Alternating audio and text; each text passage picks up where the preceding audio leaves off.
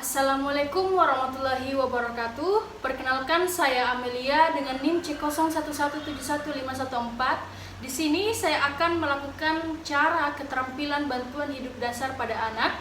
Keterampilan BHD ini adalah keterampilan yang dipakai untuk menangani kegawat daruratan pada anak. Indikasinya itu dilakukan pada anak yang henti nafas atau apnu, henti jantung, dan sumbatan jalan nafas. Nah, baik pada kasus pasien ini seorang anak laki-laki umur 3 tahun yang diantar oleh ibunya karena tidak bernafas. Riwayatnya sudah 3 hari yang lalu, anak demam, ada batuk, dan ada sesak. Jadi selanjutnya di sini saya akan mempersiapkan alat tambahannya. Alat tambahannya itu ada mannequin anak, ada handscoon, ada pipa orofaring, ini untuk anak dan bayi. Kemudian ada kateter atau section, dan ini ada balon pengisap untuk anak. Kemudian ini ada masker resusitasi sesuai ukuran pasien. Kemudian ini ada balon mengembang sendiri, dan ini ada reservoir.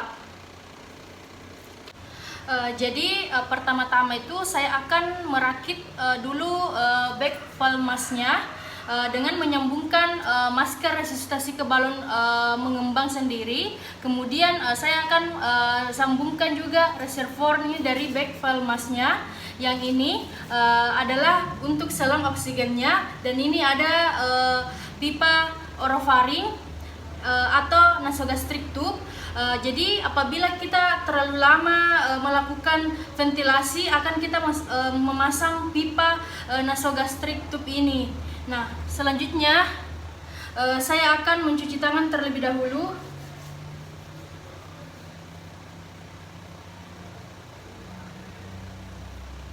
Nah, setelah ini saya akan memakai handscoon.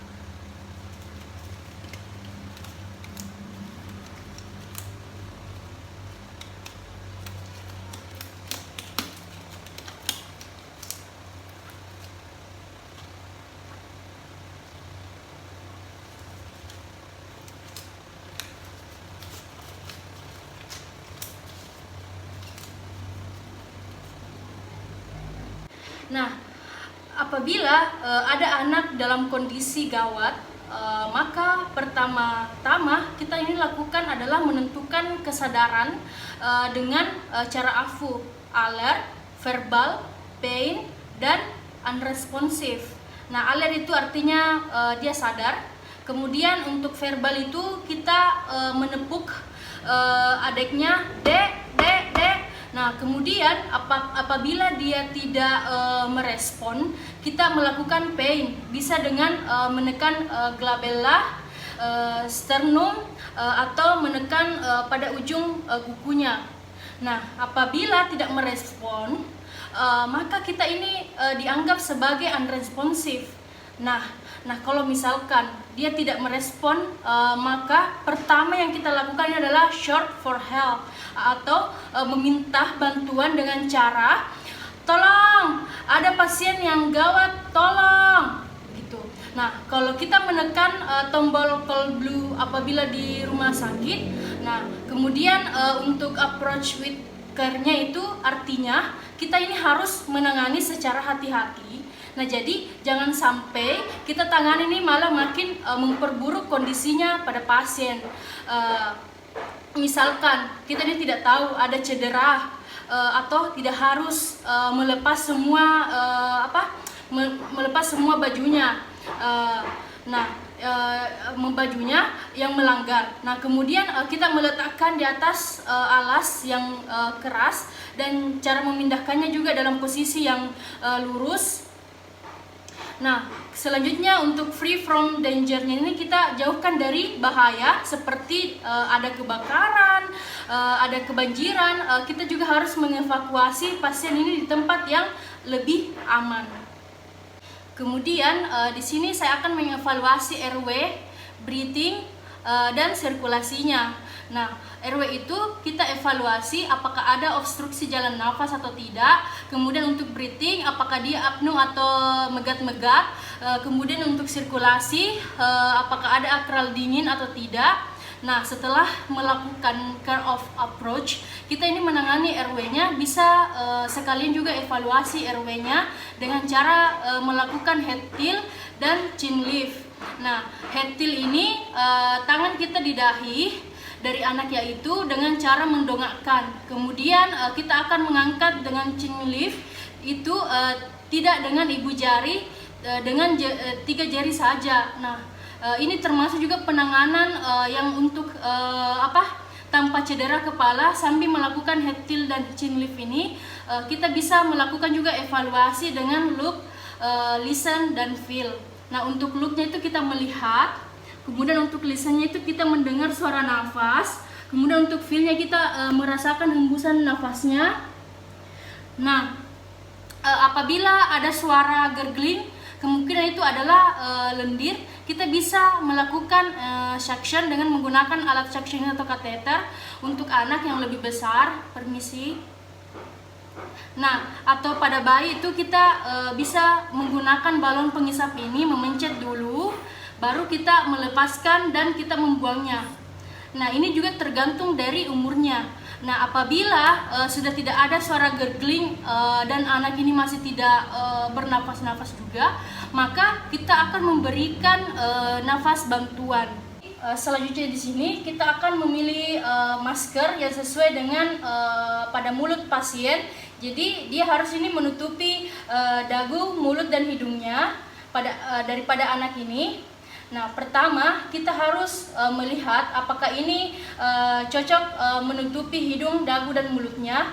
Nah, caranya itu kita akan melakukan dengan C, yaitu sungkupnya kita pegang, dan E-nya itu di rahang, mengangkat rahang ke atas supaya tidak ada celah-celah yang membuat udara ini keluar. Nah, kemudian kita akan melakukan maksimal 5 kali dengan hitungan pam, pas, pas, pam, pas, pas, pam, pas, pas, pam, pas, pas, pam, pas, pas. Jadi setelah itu kita melakukan cek nadi tergantung dari umur. Kalau misalkan di bawah 1 tahun, kita raba di arteri brachialisnya. Nah, jika di atas 1 tahun itu kita meraba arteri karotisnya. Nah, kemudian kalau misalkan ternyata ini nadinya tidak itu di bawah 60 atau tidak teraba, maka tindakannya itu selanjutnya itu melakukan CPR atau kompresi dada dengan ventilasi. Nah, yaitu yang pertama kita akan kompresi di atas dada pasien. Kalau berdasarkan umur, ini adalah di bawah 1 tahun, kita masih bisa menggunakan dengan teknik 2 jari dan ibu jari karena masih kecil. Lalu kita menentukan titik kompresinya yaitu di antara 2 papila mamah, turun sedikit, kemudian kita kedalamannya juga kompresinya sepertiga antero posterior. Nah, kemudian untuk cara kedua itu ibu jari dengan meletakkan tangan telunjuk dan tangan tengah di titik kompresi. Kemudian kita akan tekan ke bawah sebanyak 3 kali. Nah, kalau teknik ibu jari dengan melakukan jempol, itu titik kompresi yaitu kita yaitu jari tangan kita itu di belakang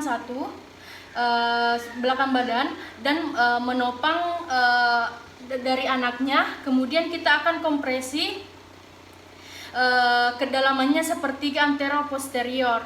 Nah, kemudian kalau yang umur 1-8 tahun itu kita tekniknya dengan 1 tangan saja, kompresinya itu sepertiga distal eksternum, dengan teknik tangan kita lurus ke dalamnya sepertiga antero posterior. Nah, kalau yang 8 tahun ini seperti pada dewasa, kita menggunakan teknik dua lengan dan tegak lurus. Kedalamannya juga sama sepertiga antero posterior.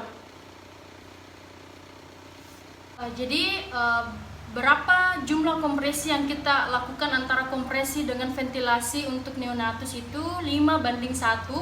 Kalau untuk anak-anak itu terbagi 2, yaitu sistem 1 penolong dan 2 penolong. Nah, kalau 2 penolong itu kita pakai 15:2. Kemudian untuk satu penolong itu 30:2. Nah, jadi anggaplah di sini saya ditemani dengan rekan saya. Jadi kita lakukan teknik 2 penolong. Dan pada pasien ini umurnya kan 3 tahun. Nah, jadi kita pakai teknik dengan 1 tangan.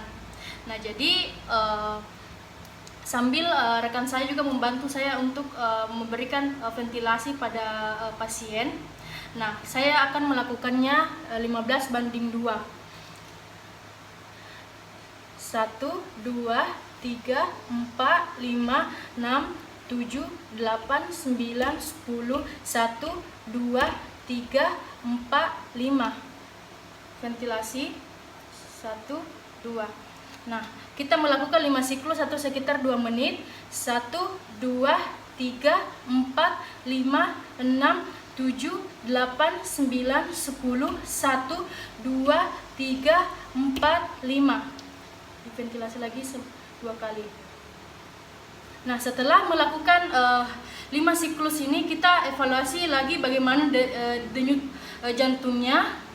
Kalau umur 2 tahun itu ke atas, kita raba arteri karotisnya. Nah, kalau untuk satu penolong itu kita lakukan 30:2. Nah, kita di sini anggap pasien ini umur 10 tahun. Jadi tangan dan lengan kita ini harus tegak lurus. Kemudian kita akan melakukan kompresi. 1, 2, 3, 4, 5, 6, 7, 8, 9, 1, 2, 3, 4, 5, 6, 7, 8, 9, 2, 1, 2, 3, 4, 5, 6, 7, 8, 9, 3. Kita lakukan ventilasi. Nah, kemudian kita melakukan ventilasi sini sambil melihat dinding dadanya. Kalau dia mengembang itu bagus. Kemudian ini kita lakukan lagi ventilasi sambil melihat dinding dadanya. Kalau dia mengembang itu bagus. 1, 2, 3, 4, 5, 6, 7, 8, 9, 10, 1, 2, 3, 4, 5, 6, 7, 8, 9, 10, 1, 2, 3, 4, 5, 6, 7, 8, 9, 10. Baru 2 siklus, kita lanjutkan lagi. 1, 2, 3, 4, 5, 6, 7, 8, 9, 10, 1, 2, 3, 4, 5, 6, 7, 8, 9, 10, 1, 2, 3, 4, 5, 6, 7, 8, 9, 10. Nah, kita lakukan lagi untuk siklus keempat. 1, 2, 3, 4, 5, 6, 7, 8, 9, 10, 1, 2, 3, 4, 5, 6, 7, 8, 9, 10, 1, 2, 3, 4, 5, 6, 7, 8, 9, 10. Nah, kemudian untuk kita lakukan untuk siklus kelima. 1, 2, 3, 4, 5, 6, 7, 8, 9, 10, 1, 2, 4, 5, 6, 7, 8, 9, 10, 1, 2, 3, 4, 5, 6, 8, 9, 10. Nah, lalu kita cek nadinya. Kalau lebih dari 60 kali nadinya teraba, maka kompres jantung dihentikan. Nah, kalau masalah dia nafasnya juga terlalu bagus, masih megat-megat, kita boleh lanjutkan dengan menggunakan pakai bag valmas ini. Nah, setiap 5 siklus. Kemudian kita cek lagi nadinya sambil mempersiapkan juga pemasangan NTT kalau nafasnya ini bermasalah. Jadi selanjutnya di sini saya akan melakukan keterampilan sumbatan jalan nafas pada anak. Misalkan sumbatannya itu karena lidah jatuh ke belakang, kita bisa memakai pipa orofaring ini. Kemudian kita akan mengukur itu dari sudut bibir ke angulus mandibula. Nah, karena kita harus menentukan ukurannya yang tepat. Kalau dia terlalu panjang juga itu akan mengobstruksi jalan nafasnya. Kalau juga terlalu pendek, dia itu juga akan mendorong ke belakang. Nah, untuk anak masih di bawah 8 tahun, pemasangannya itu pipa orofaring itu langsung saja dorong. Permisi. Nah, untuk anak kecil ini kita langsung dorong, kecuali kalau anak besar, baru cara kita masukkan ini bentuknya ke arah ke arah atas, terus putar, langsung dorong. Nah, begitupun juga cara melepaskan kita secara pelan-pelan. Nah, cara untuk mengeluarkan sumbatan jalan nafas itu tidak bisa untuk neonatus, untuk bayi di bawah 1 bulan. Itu tidak melakukan manuver apapun kecuali suction. Nah, karena bayi di bawah 1 bulan itu kan minum susu. Nah, jadi kita cuma lakukan suction, yaitu benda cair. Permisi.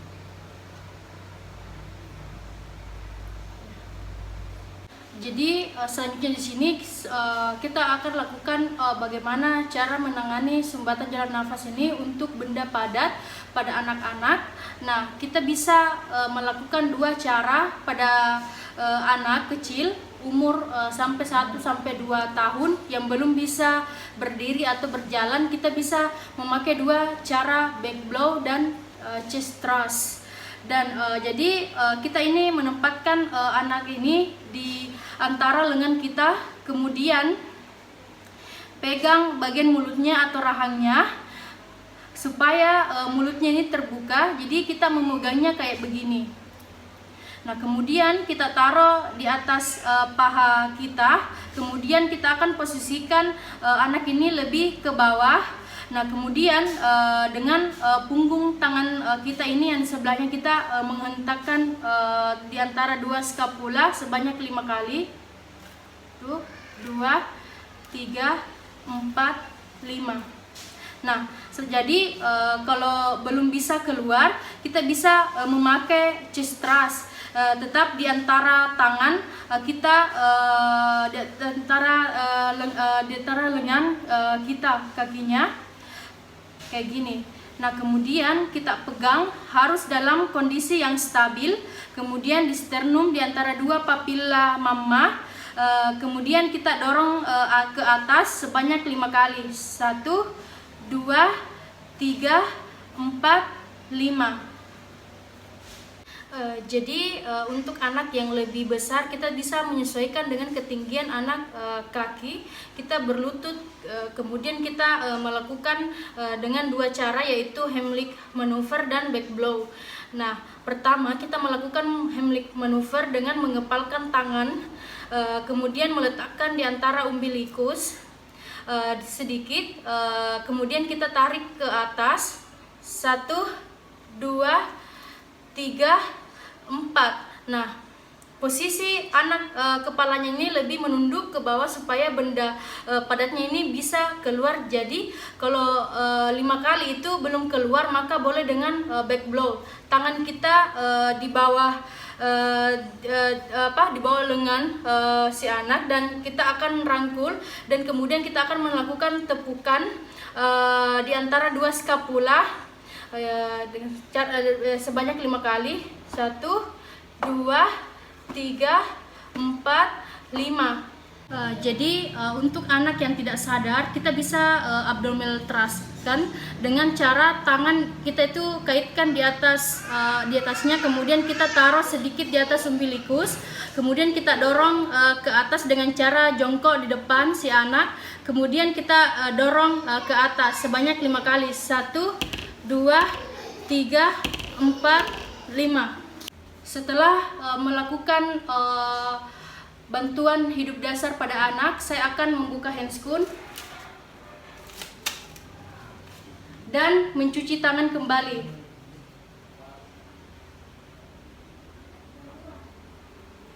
Nah, demikian cara melakukan bantuan hidup dasar pada anak. Lebih dan kurangnya mohon dimaafkan. Assalamualaikum warahmatullahi wabarakatuh.